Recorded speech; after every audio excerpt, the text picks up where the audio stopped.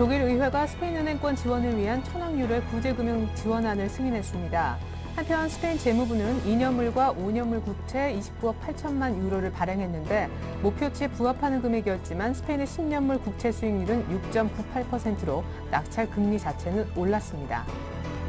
향후 3에서 6개월 뒤 경기를 전망하는 미국의 경기 선행지수가 전문가 예상치를 밑돌며 부진했습니다.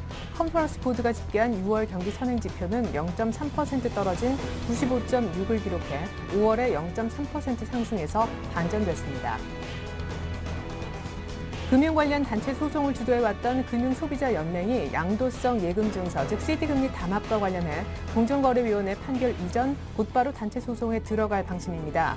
이는 당초 공정위 조사 결과 담합이 확인되면 단체 소송을 진행하겠다는 방침을 전격 바꾼 것이어서 업계 파장이 이상됩니다. 안철수 서울대 융합과학기술대학 원장의 신간 안철수의 생각이 발간 첫날 7,500부가 팔려나가 서점을 휩쓸면서 역대 1일 판매 기록을 경신하고 있습니다. 이는 지난해 10월 스티브 잡스 책이 출간 당일 3,500부 판매됐던 것보다 2배 이상 많은 겁니다. 안녕하십니까. 오늘장 내장 1부 시작하겠습니다. 코스피가 아주 조용한 금요일장을 보여주고 있습니다. 이틀째 반등하고 있지만 반등세는 굉장히 약한데요. 외국인의 현물 쪽 나홀로 순매수만 지금 보여지고 있기 때문이죠. 전일 1,800을 회복시켜 놓았던 주역, 기관의 매수도 오늘 하루 만에 바로 끊겼고요. 외국인들의 선물 환매수도 이어져서 들어오는 분위기는 없습니다.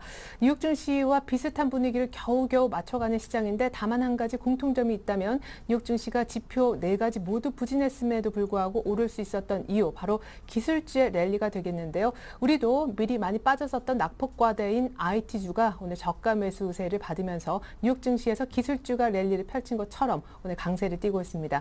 삼성전자가 다시 한번 120만 원을 터치해줬고요. 최근에 2만 원을 찍었던 SK하이닉스도 4%대 급등 양상입니다. 코스닥도 조금이지만 같이 반등을 좀 해주고 있는데요. 오늘장 내일장 일부에서 준비한 소식 함께 먼저 짚어보겠습니다.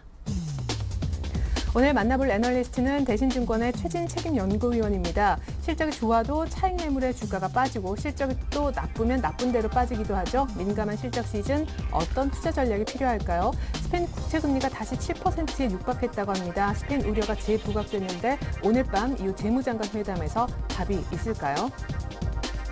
계속해서 KTB 투자증권의 김영진 이사님도 만나보겠습니다. 21선과 오늘 거의 맞닿았던 코스피 지수, 다음 방향성이 잡힐 듯한데 어느 쪽일까요? 특별히 다음 주 변동성이 커질 가능성은 얼마나 되는지, 그에 맞는 업종별 비중 조절을 통한 트레이딩 전략까지 소화드리겠습니다.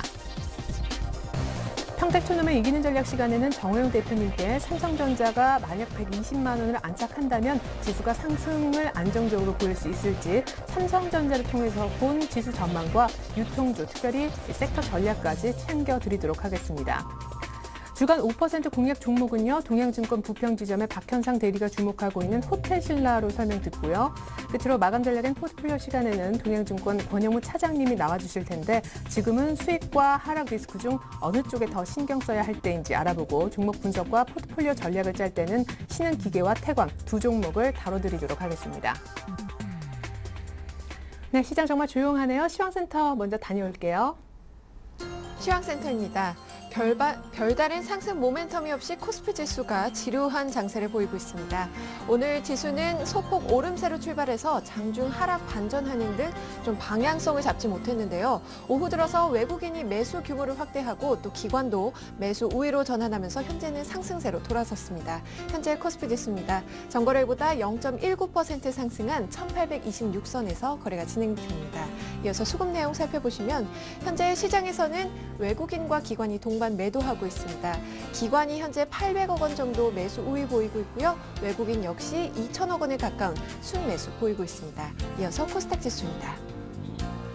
코스닥 지수 역시 이틀째 상승하고 있습니다. 오늘 지수는 상승 출발한 후에 기관이 매수폭을 늘리면서 480선을 회복했는데요. 현재도 강보 하권에서 상승 흐름을 유지하고 있습니다. 현재 코스닥 지수는요, 전거래일보다 0.66% 상승한 481선에서 거래가 되고 있네요. 현재 코스닥 시장에서도 외국인과 기관이 동반 매수하고 있습니다. 현재 수급 내용 확인해 보시면 기관 현재 168억 원 매수하고 있고요. 외국인도 그에 따라서 소폭 매수 우위 보이고 있습니다. 이어서 환율 흐름 살펴보도록 하겠습니다. 환율은 유로화 약세와 수입업체 결제 수요로 하방 경직성이 유지되면서 현재 강보합권에서 등락하고 있는데요. 환율입니다. 전거래일보다 1원 50전 상승한 1,140원 선에서 거래가 되고 있습니다. 이어서 코스피 시가총액 상위 종목 살펴보도록 하겠습니다. 삼성전자가 주가 120만 원을 터치한 후에 현재는 119만 7천 원에 거래가 되고 있습니다. 주당 2천 원씩 상승하고 있고요. 현대차가 0.22%, 강보합권에서 그리고 기아차와 현대모비스 역시 각각 1%가 넘는 상승세를 보이고 있습니다. 반면에 삼성생명은 0.43% 하락하면서 93,500원에 거래가 되고 있고요. 신한지주도 역시 2%대로 하락세를 보이고 있습니다. 현재 35,250원에 그리고 SK하이닉스는 반면에 4%가 넘는 급등세를 보이고 있네요. 현재 21,250원에 거래가 되고 있습니다. 이어서 코스닥 시가총액 상위 종목 살펴보도록 하겠습니다. 셀트리온이 강보합권에서 현재 31,150원에 거래가 되고 있습니다. 안랩도 오랜만에 11%가 넘는 급등세를 보이고 있는데요. 현재 137,600원에 거래가 되고 있고요. 서울반도체가 1.73%, 그리고 파라다이스 역시 2.35% 상승하면서 현재 13,050원에 거래가 되고 있습니다. SM도 4%가 넘는 급등세를 보이고 있습니다. 현재 49,950원에 거래가 되고 있고요. 포스코 ICT가 1.48%, 그리고 SK브로드밴드 역시 2.4% 상승하면서 현재 2,980원에 거래되고 있습니다. 이어서 이 시각 특징 업종 및 테마 종목 살펴보도록 하겠습니다. 현재 업종별로는 혼조세를 보이고 있는데요. 외국인이 IT 업종을 1,000억 원 정도 순매수하고 있는 가운데 이틀째 상승세를 보이고 있습니다. SK하이닉스는 2분기 실적이 호조를 보일 것으로 전망되면서 현재 외국인과 기관의 저가 매수세가 1조 1,000억 원이 넘게 유입이 되고 있는데요. 현재 4.41% 오르면서 21,300원에 거래가 되고 있습니다. LG전자도 1.76% 오르고 있고요. LG디스플레이 역시 2.8% 오르면서 22,000원에 거래가 되고 있네요. 정유화학주 역시 외국인이 사고 있습니다. 현재 300억 원 정도의 순매수세를 보이고 있는데요. 현재 LG화학이 2.11% 오르면서 31만 5천 원에 거래가 되고 있습니다. 금호석유도 3.25% 상승하고 있고요. 현재 한화케미칼과 GS 역시 1.5%가 넘는 상승세를 보이고 있네요. 공정거래위원회의 CD금리 담합조사 여파로 현재 은행과 증권주가 일제히 하락세를 보이고 있습니다. 한 금융회사가 CD금리 담합을 자진 신고했다고 알려지면서 CD금리 하락으로 인한 은행의 이자 수익 감소와 과징금, 그리고 소비자들의 집단 소송 등으로 확대될 조짐이 나타나면서 주가 하락에도 영향을 주고 있는데요. KB금융이 현재 1.29% 하락하면서 34,350원에 거래가 되고 있습니다. 신한지주도 2.22% 하락하고 있고요. DGB 금융지주와 그리고 외환은행 역시 약보합권에서 거래가 되고 있습니다. 증권주도 이어서 살펴보시면 현재 삼성증권은 1%대로 하락하고 있습니다. 47,900원에 거래가 되고 있고요. 한국금융지주도 1.54%, 그리고 신영증권 역시 2%대로 하락하고 있습니다. 우리투자증권이 현재 주당 200원씩 하락하면서 1,750원에 거래가 되고 있네요. 안철수 서울대 원장이 자서전을 통해 대권 의지를 밝힌 것으로 해석되면서 현재 이틀째 강세를 보이고 있습니다. 여기에 2분기 실적이 호재로 작용하면서 오랜만에 강한 상승세를 보이고 있죠. 현재 안랩은 하지만 상승폭을 줄이고 보합권에서 거래가 되고 있고요. 잘마테크가 11% 넘게 급등세를 보이고 있습니다. 써니전자는 현재 상한가 기록했고요. 우성사료와 KC피드 역시 상한가 기록하면서 현재 KC피드는 3,650원에 거래가 되고 있네요. OCI가 2분기 실적이 우려되는 가운데 현재 주가 20만 원 선이 붕괴가 됐습니다. 현재 OCI도 살펴보시면 주당 2,000원씩 하락하면서 19만 9천 원에 거래가 되고 있네요. 마지막 종목입니다. KINS가 지난 2분기 영업이익이 전년 동기 대비 49% 증가한 16억 3,900만 원을 기록했다고 공시하면서 주가가 강세를 보이고 있습니다. 현재 5%대로 상승하면서 12,600원에 거래가 되고 있네요. 지금까지 시황센터에서 김혜선이었습니다. 네, 외국인이 2시 8분 현재 2천억 정도 현물을 순매수하는데요. 그중에 절반에 해당하는 1천억 정도가 전기, 전자, IT 업종에 집중되어 있습니다. 특별히 삼성전자는 지금 상승폭이 완전히 다 반납됐는데요. SK하이닉스는 4% 넘게 급등세가 유지되고 있습니다. 여의도 쪽 오늘은 대신증권으로 가서 최진 책임연구위원의 분석 들어보기로 하겠습니다. 안녕하세요. 예, 안녕하십니까. 네, 자 실적 시즌 중간 점검 받아보고 싶습니다. 우리나 특별히 미국 쪽 의외로 선전하는 기업들의 어닝 서프라이즈 소식이 자주 들리네요. 예, 말씀하신 바와 같이 일단 이번 주부터 시작해서 다음 주까지는 국내 기업들의 본격적인 어닝 시즌이기 때문에 아무래도 시장의 관심은 개별주들의 실적에 좀 더 포커스가 맞춰지는 것으로 좀 보여지고 있습니다. 특히 미국 같은 경우에서는 일단 이번 주에 그 금융지에 이어서 주 후반 IT 관련주들까지 이미 낮아진 눈높이에 맞춰서 실적 발표가 이어지면서 오히려 실적에 대한 불안감이 다소 해소되고 있는 것이 아닌가 이렇게 볼 수 있을 것 같은데요. 금융주들 같은 경우에서는 일단 지난 주말에 그 JP모건 파생 관련 손실들과 관련해서 우려가 깊었었지만은 예상보다 나쁘지 않은 결과들이 발표되었고요. 주 초반 불안한 출발을 보였었던 IT 관련주들도 주 후반에는 인텔 그리고 어젯밤에는 구글의 실적 발표 등이 오히려 실적에 대한 우려가 낮아지고 있습니다. 그리고 IT 관련주 같은 경우에서는 다음 주 화요일에 있을 애플 실적 역시 예상치 수준을 부합하게 된다면 미국 기업들에 대한 실적 안동감은 당분간은 좀 이어지지 않을까 이렇게 볼 수 있을 것 같고요. 다만 실적에 대한 개선 기대감에 관련돼서는 아직은 좀 더 단기적인 관점에서 보셔야 되지 않을까 이렇게 볼 수 있을 것 같습니다. 이에 관련돼서는 하반기의 경기에 대한 불안감이 여전히 좀 작용하고 있기 때문에 이와 관련된 기업들의 실적 개선 기대감도 차후에 좀 낮아질 수 있다는 걸 좀 반영해 봐야 될 것 같고요.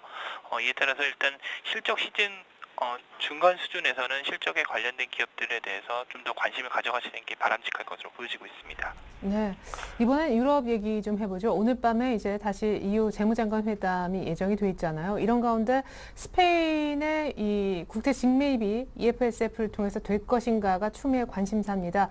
딱 그 회담이 예정이 돼 있는데 때마침 스페인 10년물 국채금리가 10% 육박해서 또 시장에 불안감을 조성하고 있잖아요.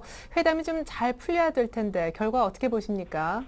예, 일단은 뭐 말씀하신 바와 같이 그 유로존 리스크 같은 경우에서는 일단은 7월 중에는 다소 좀 잠재된 상황이라고 볼 수 있겠지만은 말씀하신 스페인 10년 국채 수익률 같은 경우가 다시 7%에 도달하면서 그 이번 오늘 밤에 있을 유로존 재무장관의 회담에 대한 관심이 좀 모아질 것으로 보여지고 있습니다. 현재 스페인 국채 금리가 다시 불안정세를 나타내고 있는 상황은 은행권 구제금융에 관련돼서 외부 수혈을 받는다고 하더라도 스페인 정부 내에서 공공부 채무를 스스로 상환할 여력이 부족할 수 있다는 우려가 좀 작용하고 있는 것 같고요. 이에 따라서 오늘 밤 그 유로존 재무장관 회담에서는 첫 번째로 스페인 은행권 구제안에 관련돼서 추가적으로 절차가 순조롭게 진행될 수 있다는 점, 그리고 아까 말씀하신 바와 같이 EFSF를 통한 스페인 국채 관련된 그 국채 직매입이 어떠한 방안으로 될 수 있는가에 대해서 구체적인 방안이 좀 해결 방안이 나와야 되지 않을까 이렇게 볼 수 있을 것 같습니다. 그래서 이 두 가지 방안과 관련돼서 상대적으로 낮아졌었던 유로존 리스크가 계속 유지될 수 있을 것인가를 좀 확인해 봐야 될 것으로 판단됩니다. 네. 자, 본격적인 실적 시즌에 들어와 있는데 굉장히 야속하게도 기관이 사면 외국인이 안 사고 외국인이 사면 기관이 안 삽니다. 지금 믿을 만한 그 매수 주체도 없는데 말이죠. IT주가 오늘 또 미국 기업들 또 낙폭과대 여러 가지 재료를 갖고 급반등하거든요. 추격 매수하면 좀 곤란한 것인지 오늘 마감 전략 세워주십시오. 예. 앞서 말씀하신 바와 같이 현재 시장에 관련돼서는 일단 경기 우려와 이에 대한 정책 기대감, 그리고 이미 낮아진 눈높이에 부합하는 기업 실적 등에 대해서 안도감이 좀 엇갈리고 있는 상황인데요. 일단 시장 전체의 방향성을 봤을 때는 아직까지 그 경기에 대한 불안감과 부양책 기대감이 자리 잡고 있다는 점에서 시장의 눈치 보기 횡보는 좀 더 이어지지 않을까 이렇게 판단할 수 있을 것 같습니다. 다만 이에 더불어서는 전체적인 시장보다는 개별주들의 관련된 실적에 좀 더 눈높이가 맞춰질 것 같아 보여줘서 개별 기업들 위주로의 관심이 좀 이어질 것 같고요. 말씀하신 바와 같이 IT 관련된 기업들의 경우에서는 다음 주 화요일 날 애플 실적까지는 좀 더 이러한 개선 기대감이 좀 이어지지 않을까 이렇게 판단할 수 있을 것 같습니다. 네. 그렇다면은 IT 일단 갖고 계신 분들은 오늘 굳이 비중 줄일 필요 없을 것 같고 애플 실적 전후에서 뭐 짧게라도 수익 실현 포인트가 나오겠군요. 예, 예. 예, 잘 들었습니다. 지금까지 대신증권의 최신 책임연구위원 도움 말씀 들어봤습니다. 감사합니다. 네, 감사합니다.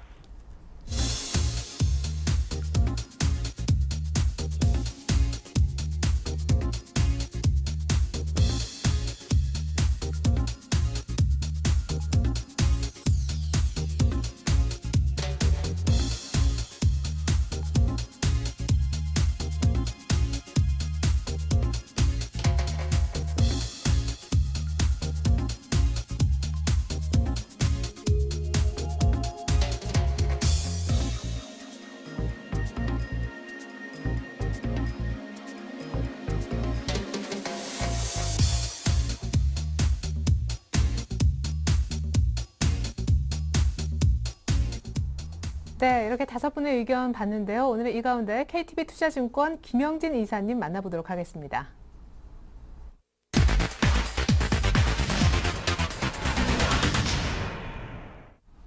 네, 이사님 안녕하세요. 네, 안녕하십니까? 그야말로 조용한 금요일장의 모습입니다. 저항선 21선하고 오늘 뭐 코스피 지수가 뭐 원치 않는 미팅을 좀 하긴 한 것 같은데 이 다음에 보통은 방향성을 잡잖아요. 이번에 21선 못 뚫고 아래쪽으로 방향을 잡을까 봐 좀 걱정되는데 예측 부탁드리겠습니다. 예, 저도 그것이 좀 걱정이 되는데 꼭 아래쪽이다라고 생각할 필요는 없다라고 미리 말씀을 드리고 시작을 하겠습니다. 어제하고 그제 이제 큰 변동성을 보인 모습이기 때문에 오늘 이런 모습이 뭐 어떻게 보면 자연스럽다 이렇게 볼 수도 있죠. 어제 28포인트짜리 상승이 나왔고 또 그 전날에는 장중 진폭이 2.4% 정도 나오는 그런 장대 음봉이 나왔었기 때문에 오늘 같은 날은 좀 조용히 움직여주는 것도 자연스럽게 볼 필요 있어 보입니다. 우리가 이렇게 큰 변동성을 보이고 있는 그런 상황이 계속되고 있는데 실제로 지수대를 보면은 이 1800포인트를 중심으로 해서 위아래 보면 한 15포인트에서 한 20포인트 정도 사이에서 움직이는 그런 양상이기 때문에 실제로 이렇게 어디까지 왔나 지수가 왔나라고 하면 또 1820포인트 근처에 있을 뿐이다 이렇게 볼 수가 있습니다. 결국 이 삼각 수렴 형태가 지속되는 흐름이다. 이것을 시장 참여자가 모두 다 주시하고 있는 그런 상황인데 이제는 방향을 어느 정도 잡아 나갈 만하는 그런 시기로 들어서고 있고 그만큼 또 민감한 국면으로 진입하고 있다 이렇게 봐야 될 것 같습니다. 시장도 그렇고 이제 시장 참여자들도 상당히 좀 민감해지고 있다 이렇게 생각이 되고 있습니다. 또 하나 이제 이평선의 흐름을 아까 앵커께서도 말씀하셨는데 오늘 같은 경우 이제 아래쪽에 5일선하고 11선 지지선이 있고 위로 보면은 또 20일 이동평균선이 저항을 하는 저항대로 작용하는 그런 모습이죠. 한마디로 좀 갇혀 있는 모습인데 어제하고 오늘 다 20일 이동평균선 저항을 좀 받고 있다 이렇게 봐야 될 것 같습니다. 보통 이런 모습이 나타난 이후에 이 방향성을 보여주면서 이제 큰 변동성이 나타났었던 게 과거 흐름이고요. 이렇게 이평선이 한번 모아진다면은 또 넓어지는 그런 반복을 하는 그런 모습이 또 습성이기 때문에 다음 주 정도 되면 또 어느 정도 방향성을 제시하는 그런 흐름이 나타나지 않을까 이런 생각이 든다 말씀을 드리겠습니다. 네, 다음 주 방향성과 변동성을 동반하는 장세가 연출될 것이다 얘기를 하셨는데 일단 오늘 밤에 이후 재무장관 회담을 보내고 나서 무엇보다 다음 주 초 24일 밤인가요? 애플의 실적이 공개되지 않습니까? 지금 같은 추세라면은 한 번 더 IT주가 레벨업 될 수도 있겠다 싶은데 변동성이 커진다 다음 주 얘기하셨습니다. 다음 주 예고편을 좀 미리 말씀해 주신다면요. 예, 예고편을 말씀을 드리면 대응법? 예. 이 패턴 분석이나 이제 이동평균선 분석 모두 다 이 변동성이 조만간 커진다. 이거는 누구나 예상을 할 수가 있는데 그것을 또 위냐 아래냐 이렇게 따져보는 건 사실 좀 무의미하다라고 생각이 되고 제가 아래쪽이다 이렇게 얘기를 하면 또 지금 민감한 시장 상황에서 투자자분들 또 스트레스 받을 것 같으니까 제 생각에는 방향성을 지금 미리 얘기한다, 예측한다 이거는 약간 좀 무리가 있다라고 생각이 되고요. 한번 생각을 해본다면은 20일 이동평균선이 이틀 연속 저항 역할을 하고는 있지만 이 하향하는 각도가 조금씩 줄어들고 있고 이제는 거의 수평으로 이어지는 그런 모습이 나타나고 있습니다. 한번 이동평균선, 20일 이동평균선의 흐름만 따로 이렇게 놓고 보시면은 이해가 어느 정도 되실 텐데 급격한 하락이 최근에 나타나면서 20일 이동평균선 값 자체도 좀 빠르게 내려오는 그런 모습이었는데 이제는 거의 수평선 역할을 하고 있기 때문에 위쪽으로 이것을 돌파한다라는 것도 불가능하지 않다라고 말씀을 드리고 싶고요. 단지 제가 위냐 아래냐 이것을 말씀드린 건 아까도 말씀드렸듯이 좀 무모한 발언이 될 수가 있기 때문에 가능성이 커지는 정도라고 표현을 하겠고요. 또 한 가지는 말씀하셨듯이 실적 시즌의 일정상의 흐름이 또 중요한 시점으로 들어서고 있습니다. 그 애플의 실적 발표가 24일 부근에 있죠. 이번 실적 시즌이 시장에 그렇게 모멘텀이 되지 못하는 그런 분위기인데 사실 우리가 곰곰이 작년 그 하반기 이후에 실적 시즌마다를 살펴보면은 가장 큰 영향을 주었던 것이 이 중심 역할을 하는 그런 역할을 이 애플 쪽에서 해줬다. 결국 애플 효과가 또 나타날 수 있다는 점, 이 점을 좀 봐야 될 것 같습니다. 최근에 애플 주가가 좀 많이 좀 조정을 받는 듯한 그런 모습인데 오늘 다시 한번 체크를 해보니까 상당히 견조한 흐름으로 바뀌고 있습니다. 이 역시 마찬가지로 수렴 형태를 지나면서 발산 과정으로 들어서는 그런 모습이기 때문에 애플의 실적을 우리가 짐작은 할 수는 없지만 결국 이 주가 흐름이 실적을 좀 선행한다는 관점에서 놓고 본다면 애플의 실적도 한번 또 기대해 볼 만하지 않을까. 그렇다면 우리 시장에서의 IT 업종에 대한 관심 한번 또 좀 제고할 필요가 있지 않을까라는 생각이 됩니다. 삼성전자가 실적 발표를 두 번 하죠. 어닝 가이던스 한 번 하고 본 실적 발표하고 이런 흐름이 나타나는데 보통 우리가 어닝 가이던스가 나온 이후에는 조정세를 항상 보여왔었고 또 본 실적 발표를 즈음해서 또 그 와중에서 애플 실적이 발표되는 그 시점을 중심으로 해서 삼성전자의 주가 흐름이 좀 긍정적으로 나타났었다는 점을 한번 생각을 해볼 필요가 있어 보이고요. 삼성전자 실적 우리가 다 이미는 알고는 있는데 주가 흐름이 그러한 모습이 반복되었다는 점을 한번 참고해 볼 필요가 있어 보입니다. 결국 IT 업종의 흐름이 다시 한번 다음 주에는 관심을 가질 수 있게 되는 시기다 이 말씀을 드리는 것이고요. 시가총액 상위 종목들이 움직인다는 그 관점에서 놓고 보면은 이 변동성 당연히 커진다. 아까 맨 처음에 말씀드린 변동성이 커지는 그 요인 중에는 이러한 요인도 있을 것이다 이렇게 말씀을 드리는 것이고 그런 관점에서 지난주 후반부터 이번 주 후반부터 이 업종 대표주 쪽으로 좀 관심을 압축할 필요가 있다 이렇게 말씀을 드려왔습니다. 예, 그렇군요. 애플 효과도 한 번쯤 기대해 볼 수 있는 다음 주. 그렇다면 IT 외에 어떤 대표주를 보고 계신지 이번 주부터 최근에 보니까 IT주와 더불어 화학 업종 대표주도 언급하시던데요. 그렇죠. IT하고 화학 쪽을 좀 중심으로 보시는 게 맞겠습니다. 예전에도 이제 화학 쪽에 대한 계속 설명을 드려왔기 때문에 굳이 또 뭐 부연 설명을 할 필요는 없다라고 생각이 되고요. IT하고 화학 쪽 이쪽, 그냥 산업재도 포함을 하는 것이죠. IT와 화학 산업재 이쪽을 좀 중심으로 생각을 해볼 필요가 있다라고 생각이 됩니다. 특히 아까 말씀드린 그런 일정 때문에 IT 업종을 좀 40%까지 좀 많이 늘려놓은 그런 모습이고요. 화학산업재는 약간 좀 그거보다는 적지만 그 다음으로 좀 비중을 많이 늘려놓은 그런 상황입니다. 필수 소비재 같은 경우는 시세 분출해서 이익 실현 지속하자 이 말씀 계속 드리는 것이고요. 현금은 지금 20% 정도가 있는데 다음 주에 만약에 시세가 어느 정도 나타나 준다라고 한다면 또 마찬가지로 현금 확보는 한 40%까지 늘리는 그런 단기 전략으로 대응할 필요가 있다라는 생각이 들고요. 그 목표 지수대는 1850포인트를 말씀을 드리겠습니다. 왜냐하면은 예전에 1880포인트라고 얘기했었던 그 저항선이 시간이 지나면서 저항선이 하향하는 그런 모습이기 때문에 이제는 1850포인트까지 내려온 상태다 이렇게 말씀을 드리겠고 현금 확보를 늘리는 그 시점은 1850포인트 정도로 생각을 하겠습니다. 좋습니다. 사실은 이미 지난주에 연결했었을 때 그날 오전장을 잡고 이렇게 연결하는 이 시간쯤에는 현금화를 해야 됐었다 이렇게 좀 아쉬움을 표현해 주셨는데 투자자들을 위해서 우리 시황이라든가 전략적인 측면 굉장히 좀 실시간으로 전달하고 공유할 수 있는 사이트를 따로 개설하셨다고 들었습니다. 맞나요? 네, 맞습니다. 이 투자자분들하고 제가 직접 투자자분들의 의견을 접할 수가 없고 저만 얘기하는 그런 상황이기 때문에 네. 직접 투자 의견을 교류하고 소통할 수 있는 또 시황과 투자 전략도 안내해 드릴 수 있는 사이트를 이번에 개설을 했습니다. 그 주소가 www.aspim.net을 치시면 들어오실 수가 있고요. 네. 제가 직접 관리하는 사이트니까 많은 관심 가져주시면 감사드리겠습니다. 네, 지금 aspim.net 들어가니까 물흐름 같은 편안한 투자 이런 타이틀이 나오는데 ASPIM은 무슨 뜻인가요? 절대 수익을 추구한다 이렇게 보시면 되겠습니다. 제가 파생상품 쪽을 많이 거래를 하기 때문에 네. 파생상품 합성 포지션을 이용해서 절대 수익을 추구하는 그런 전략을 구사한다 이렇게 보시면 되겠습니다. 네, 제가 더 많이 들어갈 것 같은데 aspim.net 좋습니다. 감사합니다. 여러분들께 또 좋은 정보를 드리고자 김영진 이사님이 사이트까지 개설을 하셨네요. 오늘 전략 말씀에 KTB투자증권 김영진 이사님이었습니다. 감사합니다. 네, 감사합니다.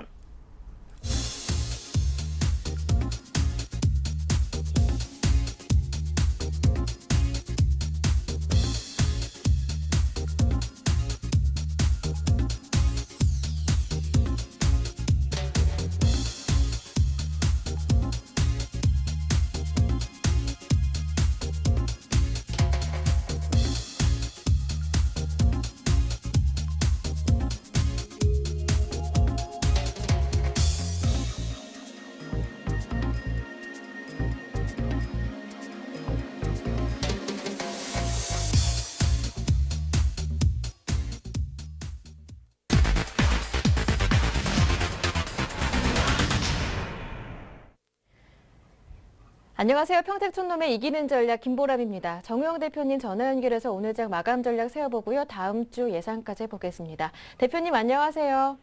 네, 안녕하세요. 네, 어제 강하게 오른 뒤에 오늘은 혼조 오름 보여주고 있습니다. 오늘 장 어떻게 보셨나요? 예, 초반에 극심한 혼조세가 반복되다가 현재는 어쨌든 안정적인 지수 흐름을 나타내주고 있습니다. 코스피와 코스닥 모두 마찬가지인데요. 뭐 아주 강한 건 아니지만 어쨌든 플러스권에서 움직여주고 있고요. 금요일이기 때문에 사실 다음 주를 대비한 어떤 그 위험성도 있고 불확실성이 이제 증대되는 이런 시점인데, 하지만 어쨌든 지금 플러스 나타내주고 있기 때문에 긍정적인 흐름이 있습니다. 그리고 제가 이제 누차 말씀드리지만 해외 증시에 비해서 왜곡 현상이 너무나 심했습니다. 그래서 그것이 좀 더 이제 완화되지 않을까 이렇게 보고 있겠고요. 예. 다음 주 예상은요. 삼성전자가 최근에 이제 110만 원 이탈했다가 현재 서서히 올라주고 있는데요. 삼성전자가 120만 원만 이제 안착하게 될 경우에는 추세적인 지수 상승세가 다시 한번 나타나지 않을까 이렇게 저는 기대하고 있습니다. 네, 다음 주 예상까지 들어봤는데요. 그렇다면 오늘 장 마감 전략은 어떻게 세워볼까요? 1800만 이탈되지 않는다면 1850까지 주식 비중 유지하자라는 말씀하셨었는데요. 예, 오늘도 똑같습니다. 그래서 1850선이 넘어가면은 지난번에도 말씀드렸지만 1850에서 1875선 사이에 분명히 혼조세가 나타납니다. 그래서 그때 되면은 약간 이제 줄여주거나 뭔가 좀 변화를 주는 게 난데, 그게 아니면은 현재로서는 그냥 1800선만 유지가 된다 그러면 75에서 100% 정도 그대로 유지해 주는 게 좋겠고요.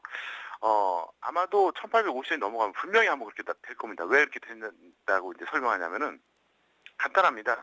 1850선이 넘어가면은 1800선 이하에서 단기 매수 들어왔던 물량들이 이제 어떤 매도 유혹이 생기고요. 그 다음에 1850에서 1900선 사이에 뒤늦게 확인 매수했던 물량들이 본전 심리가 발동합니다. 그래서 일단은 현물에서 이제 그런 움직임이 나타날 거고요. 그 다음에 외국인들이 최근에 그 고월물에 대해서 엄청난 선물 매도세가 이제 지속이 됐었는데 6월 22일에 무려 하루에 1만 6천 개 매도하지 않았습니까?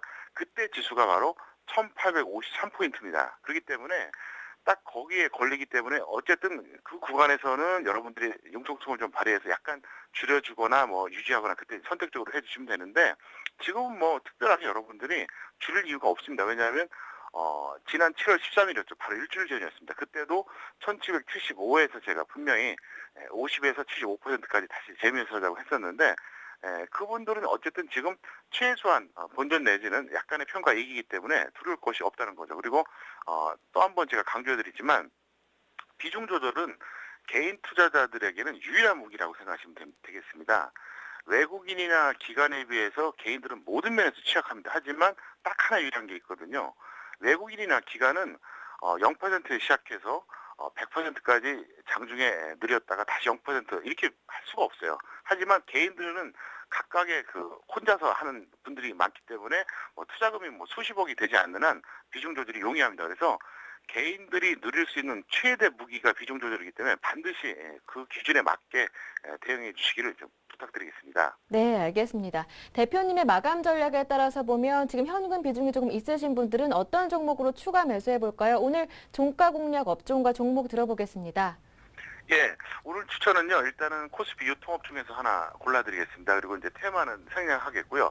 이제 얼마 전까지 제가 테마는 SNS 관련주 잡작을 했었는데 사실 오늘 많이 올랐습니다. 그래서 지금 네. 잡기는 솔직히 좀 부담스럽고요. 종목은 바로 하이마트입니다. 예, 하이마트 071840인데요. 네. 하이마트를 롯데가 인수했다는 건 이미 다 알고 계실 텐데요. 하이마트는 제가 이제 분석해 본 결과 이론적인 가치로 봤을 때 일종의 적정 주가죠. 현재 기준으로 보더라도 최소한 7만 5천에서 8만 원 사이는 됩니다. 그런데 이게 이제 그 롯데 인수하기 전에는 불확실성이 좀 증대가 됐고 또 한동안 좀 논란이 좀 있지 않았습니까? 그죠? 예, 그래서 어떤 형사상의 문제까지 발생했었는데 일단 롯데로 인수가 됐다고 봤을 때 중기적으로는 아주 좋게 보고 있습니다. 그래서 일단 현재 기준으로 적정 주가를 보더라도 7만 5천에서 8만 원 사이가 돼야 맞는 주식이기 때문에 현재 주가 상태에서는 아주 매력적이죠. 그래서 오늘 종가에 한번 매수해 보시기 바라겠고요. 이거는 직장인들 같은 경우에 묻어 두셔도 큰 무리가 없을 것 같습니다. 그래서 하이마트 제가 이제 직장인들 투자하시라고 한번 중기로 한번 추천해 드리겠습니다. 네. 네, 오늘 종가 공략 종목 하이마트까지 들어봤습니다. 오늘 말씀 잘 들었습니다. 고맙습니다. 네, 감사합니다. 네, 지금까지 평택촌놈의 이기는 전략 김보람이었습니다.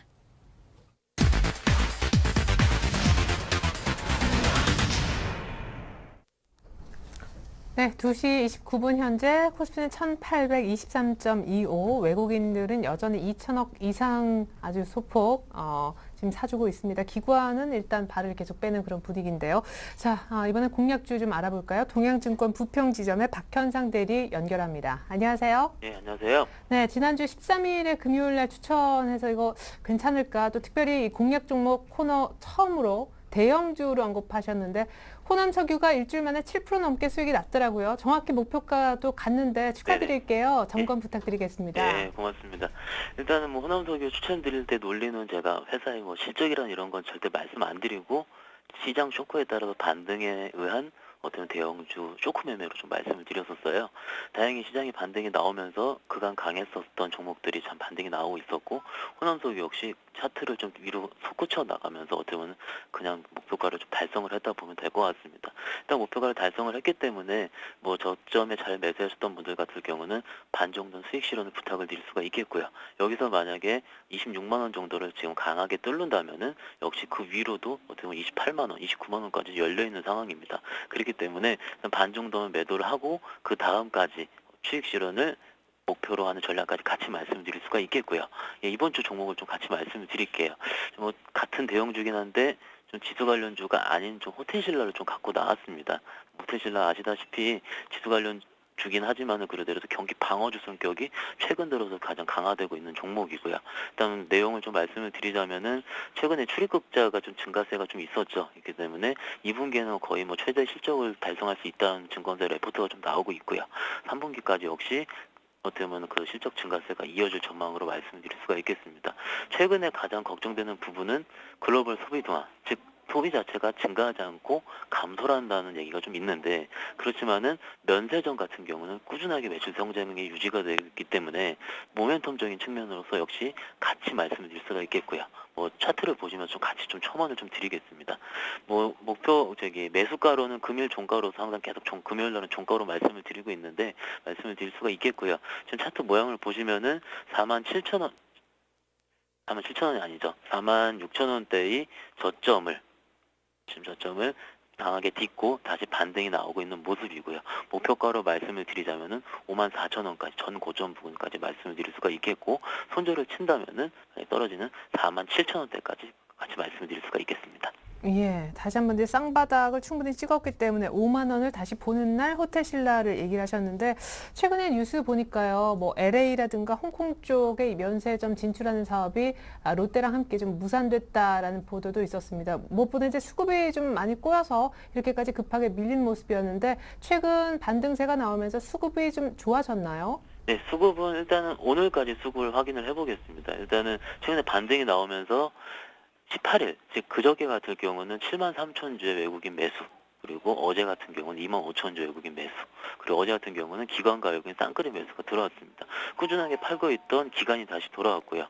오늘 같은 경우도 51,000주 정도의 매수가 나오고 있고 외국인 같은 경우 26,000주 정도의 매도, 즉 어떻게 보면 차익 실현 물량이 좀 나오고 있겠죠. 수급이 지금 어느 정도는 얽혀져 있는 상황 속에서 만약 5만 원이라는 주가를 지지하면서 이렇게 된다면은 수급적인 측면 충분히 윗방향으로 갈 수 있다고 좀 판단이 들고 있습니다. 예, 좋습니다. 일단 5만 원 정도 오늘 종가 매수 그리고 5만 4천 원을 단기 목표가 손절가는 4만 7천 원이라고 얘기를 해주셨습니다. 오늘의 공략 종목 호텔신라 설명 들어봤습니다. 지금까지 동양증권 부평지점의 박현상 대리님과 함께 해봤는데요. 자, 대리님. 네.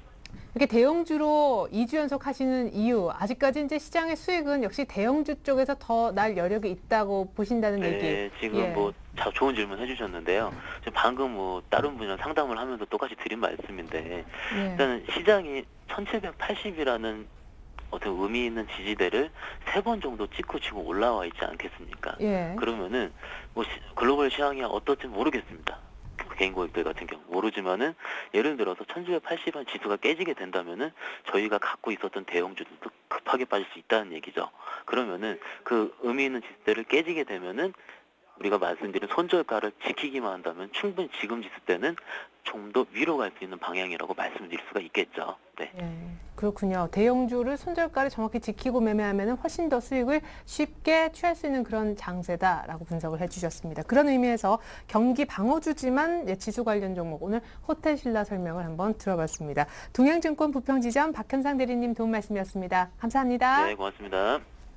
네, 지금 시각은 2시 34분 정도이고요. 오늘 금요일장 굉장히 조용합니다. 1820선 초반대 계속 유지하고 있습니다. 오늘은 동양증권 권영무 차장님과 함께 포트폴리오 얘기와 마감 전략 다시 한번 얘기를 나눠보겠습니다. 안녕하세요. 네, 안녕하십니까. 네, 역시 권영무 차장님이 얘기를 하셨던 대로 시장의 어떤 트리거 상승을 위한 좋은 발판은 버냉키 의장의 Q3 쪽에 있는 것 같습니다. 아직 구체적인 언급은 없었잖아요. 상하원 통해서 그 부분 먼저 좀 짚어주시죠. 예, 이번 주 뭐 하원 연설이 있었죠.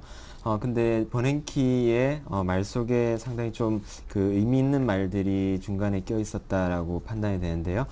기본적으로 뭐 그 Q3라는 그런 그 통화 정책에 앞서 재정 정책과 동조가 되어야만 한다라는 그런 뉘앙스로 그 얘기를 했습니다. 그래서 그것으로 미루어 볼 때 3차 양적 완화가 어떻게 보면은 좀 시장 예상보다는 좀 늦춰질 그런 가능성도 있지 않겠느냐라고 한번 짐작을 해볼 수 있는 대목이었고요. 네, 근데 다른 분들은 또 이렇게 이제 바닥을 다져놓고 여러 가지 언급을 해 놓은 다음에 이게 Q3로 가기 위한 서막이다. 지금 이제 다지는 중이다. 여러 가지 언급을 통해서 가능성만 이제 열어두고 마지막 카드니까 안 쓰는 것일 뿐. 예, 다만 이제 Q3라는 마지막 카드라는 게 뭐 여태까지 작년만 하더라도 2차 양적 완화 이후에 네. 뭐 중국의 물가 상승이라든지 뭐 이런 부분들 때문에 또 돈을 푸는 것에 대해서 전 세계적으로 어떤 좀 공감대가 형성되지 못했다라는 그런 상황이었다라면은 지금은 점점 그러한 분위기들이 무르익고 있다라고 볼 수 있는 정황들이 속속 포착이 됩니다. 하지만 이 3차 양적 완화라는 것이 말씀드렸다시피 어떤 시장의 여타의 어떤 리스크들을 좀 잠재울 수 있는 아주 강력한 그런 카드라는 점에서 섣불리 꺼내들긴 또 힘들 것 같고요. 네. 그러려면은 기본적으로 어떤 좀 극한의 어떤 공포라든지 어떤 좀 안 좋은 뭐 그런 분위기 속에서 이제 꺼내들 수밖에 없는 그런 카드가 아닌가라는 생각에서 이 마지막 카드가 언제쯤 나오게 될지 저도 사실은 궁금한 대목인데요. 네. 하지만은 이번 버냉키 하원 연설을 통해서 뭐 얘기하는 뉘앙스로 봤을 때 어떤 뭐 그 국회 쪽에서 어떤 그런 재정 정책이 이루어지지 않는 한 통화 정책만으로는 경기를 부양하고 그다음에 이러한 모든 위기들을 해소하기에는 무리다라는 그런 점을 강조했다라는 점에서 뭐 그렇게 시장이 예상하는 것보다는 좀 앞당겨질 가능성보다는 어떻게 보면 좀 이렇게 쉽게 나오지 않을 그런 부분이지 않겠느냐라고 예상을 해보고 있습니다. 네, 그런 반면에 중국은요, 이번 이제 오늘이 금요일인데 주말을 통해서 25bp 정도 지지율 인하 얘기도 여러 루트를 통해서 많이 거론되는 것 같습니다. 조금 상대적으로 미국의 Q3 늦춰지는 거하고 상반된 분위기인데 오늘 밤에는 또 이후 재무장관 회담도 예정이 돼 있잖아요. 유럽도 신경 써야 되고 또 갑자기 또 중국에서 무슨 부양책 꺼내들까 이것도 좀 봐야 되고. 예. 중국 같은 경우에는 가장 좀, 관건이 물가 상승률인데요. 왜냐하면은, 중국의 지금 소득 수준에 비해서 물가 상승률이 높다 그러면은 중국의 기본적으로 어떤 여러 가지 소수민족들의 불만이라든지 이런 부분들을 비춰봤을 때, 상당히 좀 중국 정부가, 두려워하는 부분이 그러한 물가 상승, 그리고 인플레가 아닌가라는 생각입니다. 그래서 경기 부양책, 물가 상승률이, 발목을 잡고 있는 한 경기 부양책은 쉽게 꺼내들 수 있는 그런 중국의 카드가 아니다라는 점에서 물가 상승률, 그리고 최근 들어서 이제 원자재 가격들도 상당히 많이 오르고 있죠. 특히나 이제 그 이상기후로 인해서 어떤 식료품 가격들 네. 이런 부분들이 들썩이고 있기 때문에 사실상 중국도 여러 가지 고민을 많이 하고 있는 그런 정황들이 곳곳에서 포착되고 있다라고 볼 수가 있겠습니다. 네, 유럽 쪽은 어떻습니까? 다시 스페인 얘기가 들리고, 예, 스페인의 또 국채 금리가 참 얘기하고 싶지 않은데 다시 이제 7%대 육박했다고. 네, 유럽 시장의 어떤 재정 위기 같은 경우에는 제가 전에도 누누이 말씀드렸지만은 한 번에 해소될 위기는 아니다라는 점입니다. 벌써 1년 정도 끌어왔었던 위기인데요. 기본적으로 돈을 빌려주는 측과 그리고 돈을 빌려가는 측의 어떤 대립적인 그런 상황들, 각자의 입장이 따로 있고, 그리고 유럽의 EU라는 거가 탄생 초기에서부터 어떤 개별 국가들의 어떤 조합이다라는 점에서 그런 부분들이 각자의 어떤 재정 정책이라든지 이런 부분들은 각기 국가들의 주권과도 연관이 되어 있기 때문에 네. 결코 아주 깨끗이 끝나기에는 아직까지는 이르다. 그렇지만은 합의점을 찾지 못한다라면 계속 이러한 문제점들과 그다음에 공조와 그리고 위기가 상황이 반복될 수 없다라는 점에서 최근에 거래대금 감소하고 있는 상황에서 이러한 유럽발 쪽에 공조되지 못하는 이런 분위기들은 결국에는 당분간은 유럽 쪽의 어떤 뉴스들에 의해서 시장의 변동폭을 키울 수 있는 그런 요인들이 될 수 있다라는 점입니다. 거래대금이 감소했는데 거래량이 감소와 그다음에 거래대금 감소와 함께 이러한 해외발 악재는 조그만 거래에도 불구하고 시장을 네. 크게 움직일 수 있는 그런 불안 요인으로 작용할 것이다. 앞으로도 네. 그렇게 예상하고 있습니다. 예. 자, 그렇게 된다면 말이죠. 변동성이 역시 앞서 김영진 이사님의 분석처럼 다음 주에 한번 커질 수 있다고 보시는지 지수 분석과 함께 대응법까지 좀 챙겨주세요. 네. 우리 시장 일봉 차트를 보시면서 좀 자세하게 말씀을 드리겠습니다. 지난 5월 이후에 급락하는 장세가 나왔었고요. 결국에는 작년 10월 달부터 만들어졌었던 어떤 고점을 이은 이런 수렴하는 패턴 이후에 위쪽으로 방향을 잡았음에도 불구하고 다시 원위치로 내려오는 그런 상황입니다. 지금의 형국은 저점은 일정한 형태에서 고점이 계속적으로 낮아지는 그런 상황이죠. 그 와중에서 보면은 거래대금도 이전에 비해서 상당히 지금 낮아져 있는 그런 상황입니다. 즉 무엇을 얘기하냐면은 이제는 고점이 계속 낮아지고 저점이 계속 일정하다는 형태는 지금 구간에서 다시 고점 저항을 맞고 내려오게 된다라면 다시금 저점 박스권대가 깨질지 안 깨질지를 시험되는 그런 구간으로 보여질 수가 있겠습니다. 그래서 어떻게 보면 다음에 꺾여져 내려왔을 때 또 깰 수 있는 그런 요인들, 시장의 불안 우려는 가시지 않을 것 같은데요. 그런 점에서 봤을 때 지금 위쪽 저항대 1843포인트 정도로 보여지는데요. 이 정도 저항에 먹을 수 있는 구간보다도 하락에 대한 그런 리스크가 더 큰 구간이기 때문에 지금은 현금 비중을 좀 더 늘려서 하락에 대한 리스크를 좀 더 고민해서 넘어갈 때가 아닌가라고 판단됩니다. 네, 다음 한 주는 다시 한번 바닥을 논하는 좀 그런 분위기가 될 수도 있기 때문에 수익보다는 리스크를 좀 더 생각을 하자라는 의견. 하나 궁금한 점은요, 바로 IT주에 대한 부분인데 짧게 좀 여쭤보고 싶습니다. 다음 주 화요일 밤 정도에 애플의 실적이 나오잖아요. 그러면은 방향성과 변동성이 커지겠지만 애플 효과 또 우리 IT주의 비중 큰데 상승 이렇게 해서 시장이 좀 위쪽으로 변동폭을 보일 가능성에 대해서는 어느 정도 있다고 있다고 보시는지. 네. 최근 들어서 뭐 IPO 되어서 들어오는 신규 상장주들 같은 경우에도 갤럭시 3 관련주만 조금 시세를 보이는 경향이고요. 그 네. 외의 종목들은 상당히 좀 저조한 그런 흐름들을 보여주고 있는데 마찬가지일 것 같습니다. 시장에서 삼성전자를 위시한 어떤 IT주 그 근간에는 스마트폰의 점유율이 애플을 이겨내는 그런 구간에서에 나오는 그런 실적들에 네. 대한 기대들일 텐데요. 지금 사실 스마트폰이 처음에 나왔을 때 애플이 처음에 내놓았을 때는 상당히 혁신적인 그런 부분들이 많았었지만은 지금은 사실 그 차기 모델로 간다고 하더라도 좀 혁신적이라 할 만한 그런 네. 디자인이라든지 특별한 기능들은 찾아볼 수가 없습니다. 결국에는 향후에 뭐 올해 중으로 뭐 삼성전자에서도 플렉서블 디스플레이가 적용된 스마트 기기를 내보인다라고 하는데요. 그러한 새로운 사람들은 더욱더 새로운 것들을 찾게 될 것이고 그런 점으로 미뤄봤을 때 IT가 여기에서 전체 지수를 견인할 만한 그런 네. 모멘텀을 찾기는 어렵다라고 판단을 하고 있습니다. 그래서 일시적인 반등 혹은 개별적으로 IT가 좀 반짝할 수는 있으나 전체 시장을 견인할 만한 그런 에너지를 분출하기에는 좀 부족하지 않느냐라고 생각하고 있습니다. 예, 좋습니다. 결국 IT도 어떤 바이앤홀드의 구간을 온 건 아닌 것 같고 역시 트레이딩 정도의 대상으로는 볼 수 있겠다는. 예, 좋습니다. 오늘 그렇다면 신규 뭐 추천주가 있는지요? 사실 런던 올림픽도 다음 주 한 일주일 뒤 정도면 개막을 하고 대선 관련해서도 계속 얘기가 나오니까 수익이 안 좋으신 분들은 그냥 개별 테마주 해볼까라는 생각도 하실 법해요. 네. 지금 시장은 뭐 쉬는 것도 투자다라는 그런 주식 경험이 생각나는 그런 자리인데요.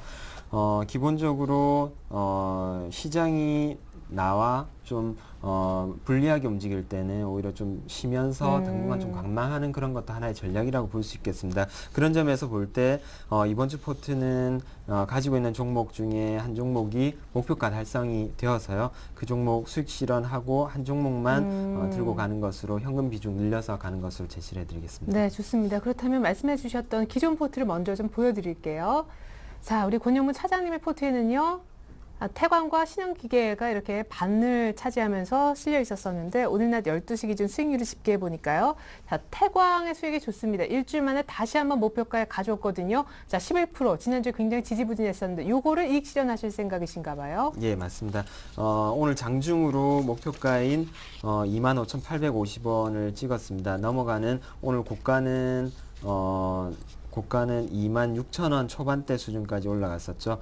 그래서 수익 실현하는 것으로 하고요. 20% 비중으로 실려 있었는데 이게 0%로 줄어들게 되면서 결국 신흥기계 30% 보유 그리고 나머지 70%는 현금 보유로 짜보았습니다. 예, 자 그렇다면 나머지 한 종목이죠. 신흥기계 좀 살펴주십시오. 분위기가 좀 상반돼요. 네, 신흥기계 같은 경우에는 저번 주 금요일 날 10% 정도 비중을 더 늘려서 전체 비중 중에서 30% 정도 비중으로 제시를 해드렸었는데요. 맞아요. 지난주 금요일 날 종가로 편입했었던 게 그 이후에 이제 계속적으로 흐른 모습들을 보여주고 있습니다.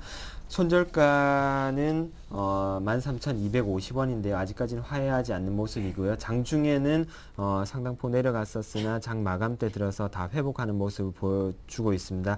다음 주 흐름 좀 기대를 해보고요.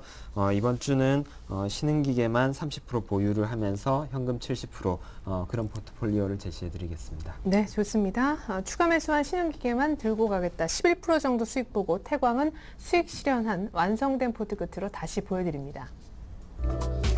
네, 권영문 차장님의 완성본이에요.